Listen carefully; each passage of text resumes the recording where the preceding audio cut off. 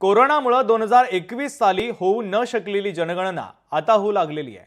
तर या संदर्भात पहिल्या टप्प्याचं काम सुरू आहे। देशभरातील जवळपास 34 लाख कर्मचाऱ्यांची या कामासाठी नियुक्ती करण्यात आली। यंदा होणारी जनगणना ही देशातील पहिली डिजिटल स्वरूपातील जनगणना ठरलेली आहे। रजिस्ट्रार जनरल ऑफ इंडिया अर्थातच जनगणनेची जबाबदारी असलेल्या RGIनं प्रत्यक्ष लोकांची माहिती गोळा करणाऱ्या कर्मचाऱ्यांना त्यांच्याच मोबाईल फोनवर जनगणनेची माहिती गोळा करण्यासंदर्भात सुविधा उपलब्ध करून दिली। यानंतर मोबाईलमधील हा डेटा केंद्रीय सर्व्हरवर ट्रान्सफर केला जाईल। कर्मचाऱ्यांच्या मोबाईलमध्ये खास जनगणनेसाठी एक ॲप तयार करण्यात आलं, तर ते ॲप डाउनलोड करावं लागणार आहे। या ॲपवर इंग्रजीसह प्रादेशिक भाषांमध्ये देखील ही माहिती तुम्हाला संकलित करता येईल। अँड्रॉइड आणि iOS अशा दोन्ही प्रणालीवर हे ॲप काम करणार आहे। त्यासाठी कर्मचाऱ्यांची नियुक्ती देखील करण्यात आली आहे।